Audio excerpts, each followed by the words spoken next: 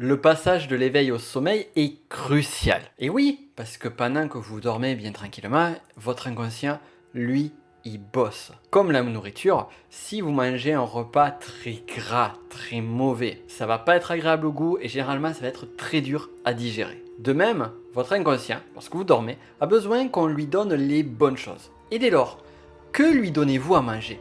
Est-ce que vous donnez ce qu'il faut à celui-ci? Enfin, et c'est probablement le plus important, ne jamais lui donner à manger après minuit. Plus encore, savez-vous que le moment auquel vous allez vous coucher va conditionner votre journée du lendemain? On parle souvent de se lever du mauvais pied, mais parfois c'est aussi parce qu'on se couche du mauvais pied. En effet, si vous ne faites pas les bonnes choses avant de dormir, ça va impacter la qualité de votre sommeil, votre facilité ou difficulté à vous réveiller et plus encore, ça va conditionner votre lendemain. Dès lors, il est temps de voir ensemble 5 choses que vous devriez faire absolument avant de dormir, si ce n'est pas déjà fait.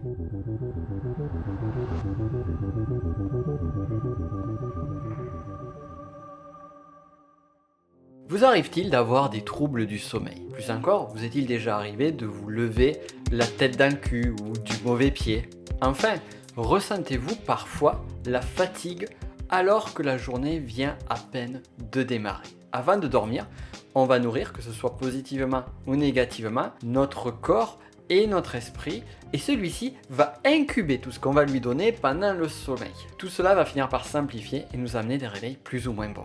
Alors explorons maintenant plus en détail ces fameuses 5 choses qui vont permettre d'améliorer la qualité de votre sommeil, qui vont conditionner une nouvelle journée, un lendemain beaucoup plus radieux, mais en plus de cela, va aussi pouvoir alimenter positivement votre inconscient et également vous permettre de trouver des solutions à des difficultés, des problématiques que vous pourriez vivre la veille. Et restez bien jusqu'à la fin de cette vidéo et du coup on va pouvoir voir combien parmi ces 5 choses vous appliquez concrètement. Point numéro 1, utilisez la magie de l'inconscient. Ce que très peu de personnes savent, c'est que finalement, on peut influencer notre inconscient et ce de façon positive. Et comment faire très concrètement? Mais tout simplement en posant une intention. Avant de vous coucher, est-ce que vous posez une intention précise à votre inconscient? Est-ce que vous lui dites, inconscient, j'aimerais telle ou telle chose? Si vous l'avez déjà fait au moins une ou deux fois, j'imagine que vous avez déjà constaté à quel point celui-ci est efficace et va répondre de façon exacte à votre demande. Alors, quelles sont les demandes que l'on peut apporter à son inconscient? Quelles sont les intentions que vous pouvez mettre? Eh bien, elles peuvent être multiples. Vous pourriez par exemple lui demander de vous réveiller à une heure précise. Alors, ça paraît étonnant, mais on peut programmer son inconscient en disant, voilà, inconscient, j'aimerais me réveiller à 6h45. Posant cette intention, peut-être que ça va pas marcher la première fois.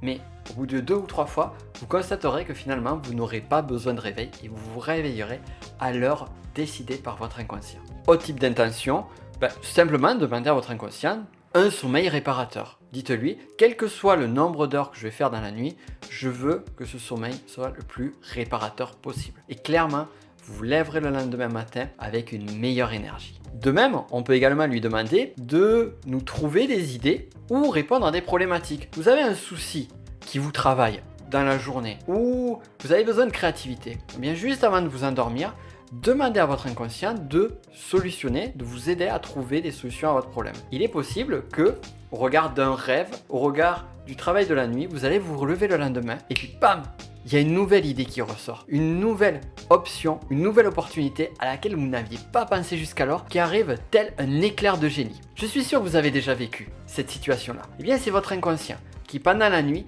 a bossé et a cherché des réponses à vos questions. Donc sur ce premier point, on a parlé plutôt de psychologie. Sur le second point, on va parler plutôt de physiologie. Et ce que je vais vous inviter à faire, si vous ne le faites pas déjà, c'est de manger au moins 3 ou 4 heures avant de vous coucher.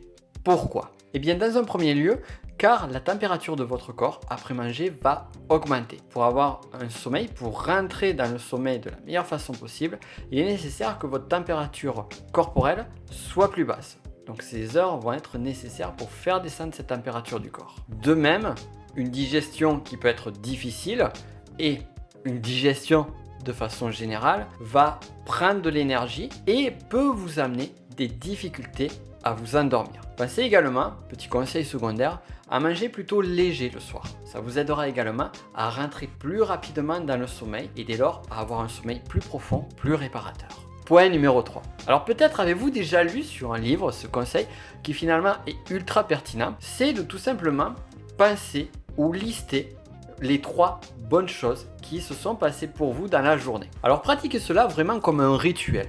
Vous allez vous coucher et là vous dites ok, qu'est-ce qui s'est passé de bien pour moi? Et cherchez ces fameuses 3 choses. Qu'est-ce qui s'est passé de bien pour moi? Le but de cet exercice, de rechercher les points positifs de sa journée, va être double. Premièrement, eh bien, ça va nous permettre de prendre plus conscience de tout le positif qu'on a dans notre vie. Et oui, on a tendance naturellement à se focaliser plus sur le négatif que sur le positif. Donc ça va permettre de renforcer cela. Mais plus encore, et ce qui nous intéresse au travers du sommeil, de la nuit, de votre inconscient et de la positivité à l'intérieur de votre être, c'est que ça va conditionner votre sommeil. Physiologiquement, vous allez décharger plus d'hormones liées au bonheur et vous n'êtes pas sans savoir que lorsque vous avez des soucis, lorsque vous êtes anxieux ou triste ou autre, eh bien finalement, le sommeil il arrive moins vite.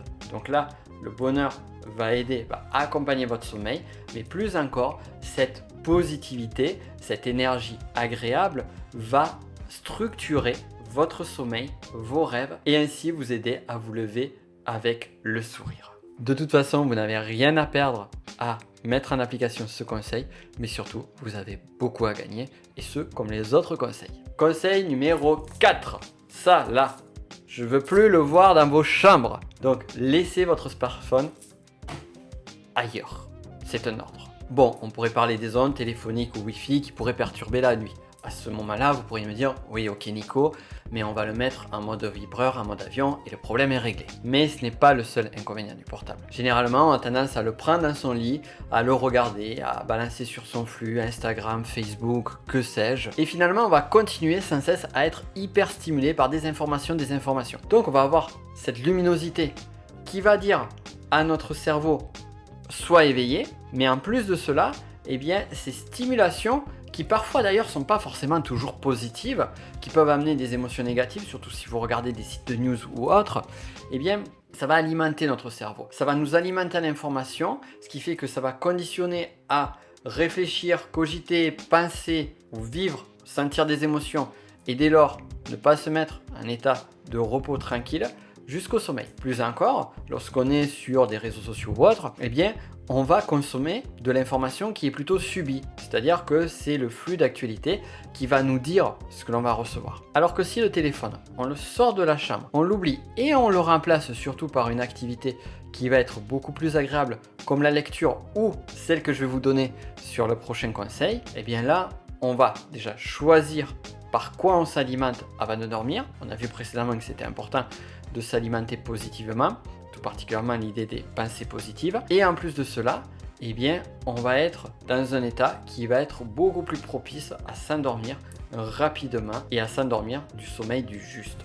Et nous en arrivons donc au 5e et dernier conseil qui est de méditer. Question, est-ce que vous méditez? Si oui, à quelle fréquence? Si vous ne méditez pas, je vous invite à le faire. Si vous méditez, pensez peut-être à le faire avant de vous endormir. Parce que dès lors, ça va vous aider à avoir du calme. Alors là, on est loin de la surstimulation et de l'activité du portable. Et en plus, le bienfait physiologique et psychologique que va vous apporter la méditation va accompagner votre sommeil et va conditionner votre nuit positivement.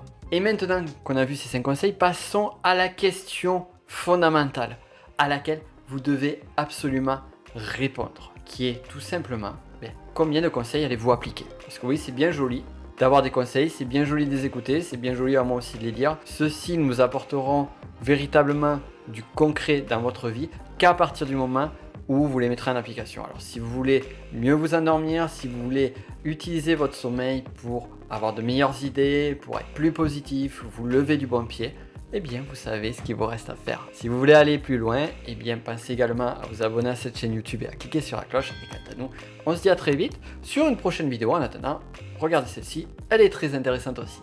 À très vite.